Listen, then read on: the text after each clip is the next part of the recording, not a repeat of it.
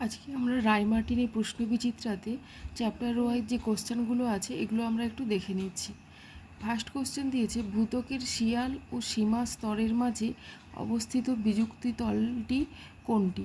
শিয়াল এবং সীমার মাঝে আমরা সবাই জানি কনরাড বিযুক্তি। অপশান ডি, ভূত্বক এবং গুরুমণ্ডলের মধ্যবর্তী বিযুক্তি রেখাকে বলে অপশান বি মোহ বিযুক্তি। গুরুমণ্ডল এবং কেন্দ্রমণ্ডলের মাঝে অপশান ডি গুটেনবার্গ বিযুক্তি। অন্তঃকেন্দ্রমণ্ডল ও বহিঃকেন্দ্রমণ্ডলের মাঝে এখানে অপশান বি লেহম্যান বিযুক্তি।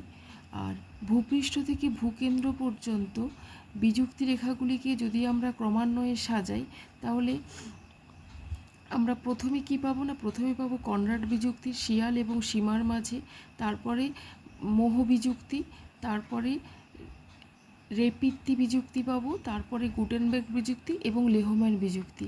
এবং এই প্রশ্নগুলোর উত্তর সহজভাবে মনে রাখার জন্য আমাদের এই ছবিটি সবসময় মনে রাখতে হবে।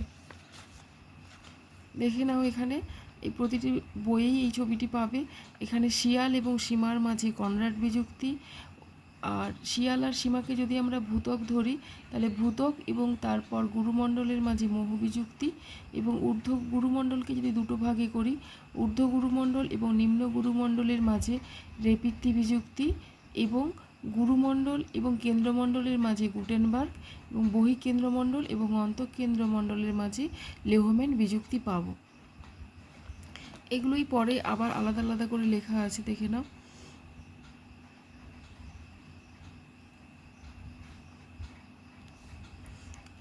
এখানে বাকি কিছু কোশ্চেন অ্যান্সার যেগুলো আমরা এই অংশটুকু ভালো করে দেখলেই অনেক কোশ্চেনের অ্যান্সার এখান থেকে পেয়ে যাব। যেমন দেখো, শিয়াল যেমন হচ্ছে মানে ভূত্বককে যদি আমরা দুটো ভাগে ভাগ করি, একটি মহাদেশীয় ভূত্বক এবং আরেকটি মহাসাগরীয় ভূত্বক। তাহলে মহাদেশীয় ভূত্বকের অপর নামই হচ্ছে শিয়াল, যার প্রধান উপাদান সিলিকা এবং অ্যালুমিনিয়াম, এবং আরেকটি উপাদান মানে ভাগ হলো সীমা, যাকে আমরা মহাসাগরীয় ভূত্বক বলছি, তার প্রধান উপাদান হলো সিলিকা এবং ম্যাগনেসিয়াম। এবং কেন্দ্রমণ্ডলের অপর নাম হচ্ছে নিফে, যার প্রধান উপাদান নিকেল এবং লোহা হয়, আমরা তাকে নিফে বলে ডাকি সংক্ষেপে।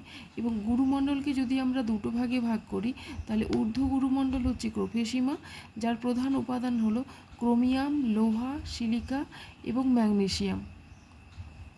এবং নিম্ন গুরুমণ্ডলকে আমরা নিফেসীমা বলি, যার প্রধান উপাদান হলো নিকেল, লৌহ, সিলিকা এবং ম্যাগনেসিয়াম। এবং এই শিয়াল যে মহাদেশীয় ভূত্বক, তার প্রধান উপাদান হলো গ্রানাইট, মানে গ্রানাইট শিলা দ্বারা গঠিত।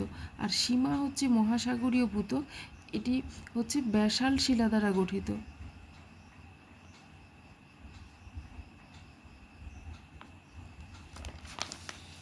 তাহলে এর পরের কোশ্চেনগুলো দেখো। এখানে তাহলে ভূপৃষ্ঠ থেকে ভূকেন্দ্র পর্যন্ত বিযুক্তি রেখাগুলোকে ক্রমান্বয়ে সাজালে আমরা কি কি বিযুক্তি রেখা পাবো, তারা তুমি এই ছবিটা প্র্যাকটিস করলে ভালো করে করতে পারবে। আচ্ছা, ছায়া অঞ্চলের কৌণিক বিস্তৃতি কত হবে?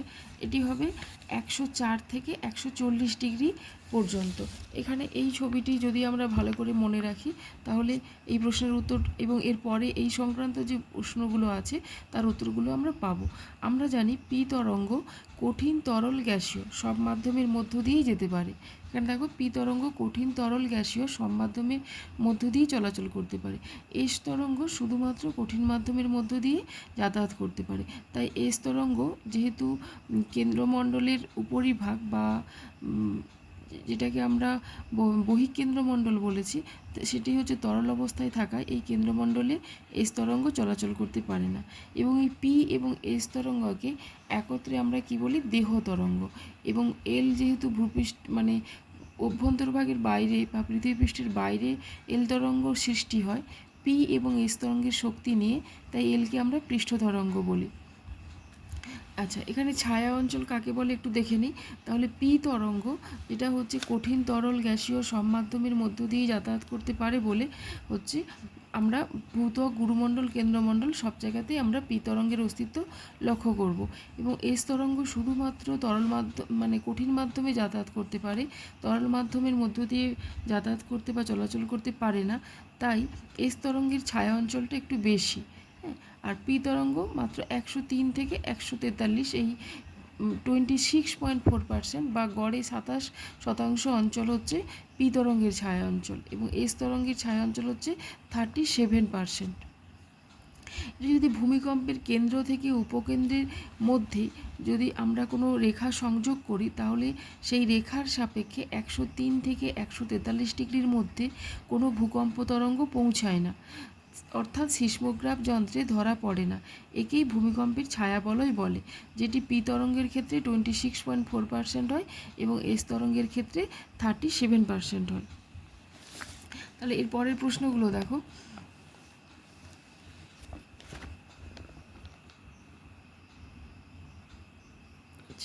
এখানে এখানে ম্যাচিংয়ে দিয়েছে দেখো, শিয়াল, সীমা, গুরুমণ্ডল, কেন্দ্রমণ্ডল।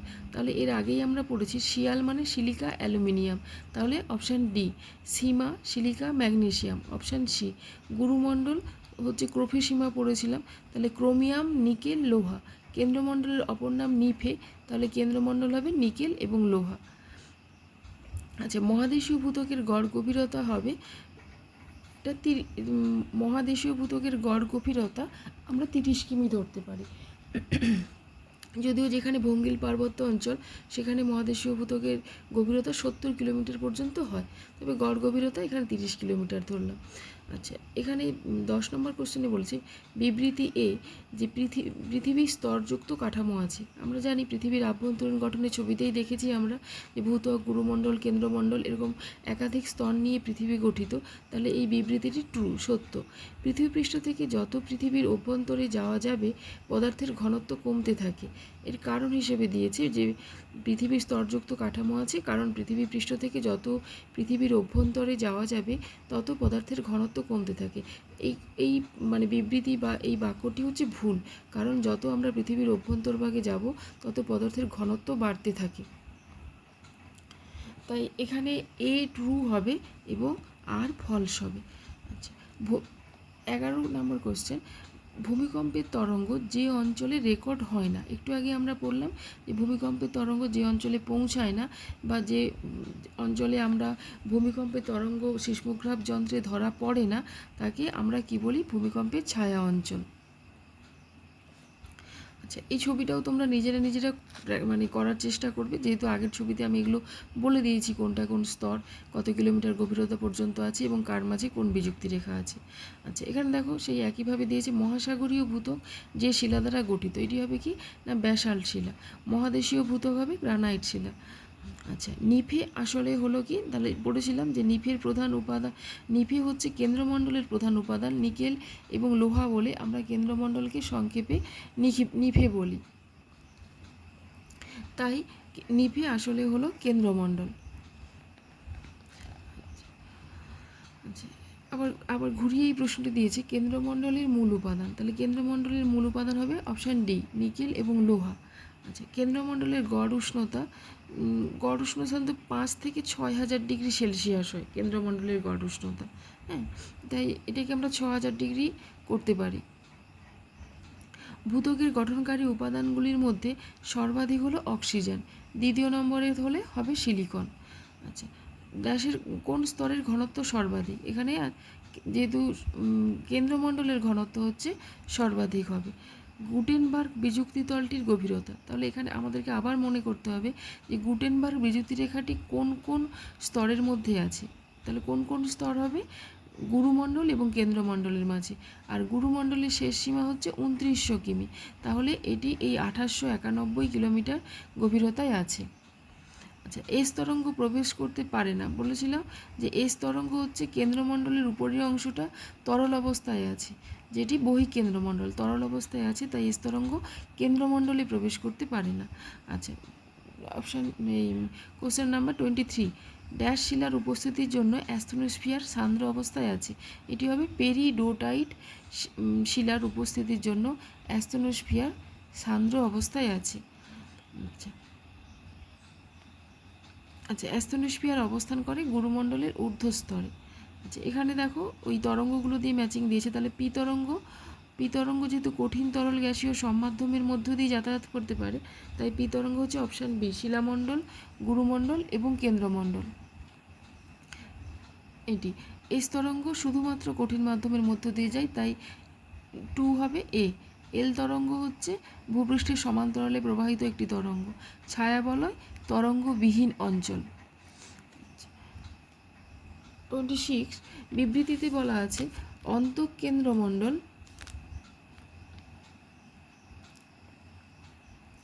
অন্তঃকেন্দ্রমণ্ডলে পদার্থসমূহ কঠিন অবস্থায় রয়েছে এবং আর কারণ হিসেবে বলা হয়েছে এই স্তরে উষ্ণতা, ঘনত্ব ও চাপ খুবই বেশি। এই দুটোই সত্য, মানে দুটোই হচ্ছে সঠিক এবং এর সঠিক ব্যাখ্যা, তাই অপশান এ। 27 পৃথিবীর যে স্তরের মধ্য দিয়ে ভূমিকম্পের পি তরঙ্গ, এস তরঙ্গ এবং এল তরঙ্গ চলাচল করতে পারে সেটি হলো ভূত্বক।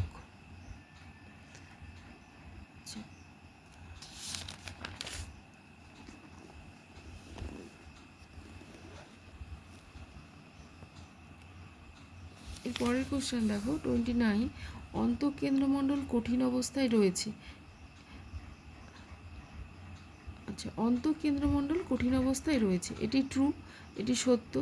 নিফে অঞ্চলে এস তরঙ্গের গতিবেগ সবচেয়ে বেশি থাকে, এটি ফলস, কারণ নিফে অঞ্চলে মানে যেটি নিফে বলতে আমরা সাধারণত কেন্দ্রমণ্ডলকেই বুঝি, তবে কেন্দ্রমণ্ডলের অন্তঃকেন্দ্রমণ্ডল কঠিন অবস্থায় থাকলেও বহিঃকেন্দ্রমণ্ডল তরল অবস্থায় আছে, তাই এখানে এস তরঙ্গ গতিবেগ সবচেয়ে বেশি থাকে, এটি ভুল, এটি ফলস।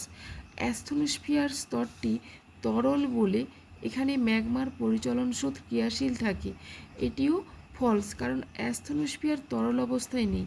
অ্যাস্থনোস্ফিয়ার হচ্ছে অর্ধস্তরল অবস্থায় রয়েছে বা থকথকে জেলির মতো প্লাস্টিক জাতীয় পদার্থ দিয়ে তৈরি, তাই এটি তরল অবস্থায় নেই, এটি ফলস। ঊর্ধ্ব গুরুমণ্ডলের অপর নাম প্রোফেসিমা, এটি ট্রু।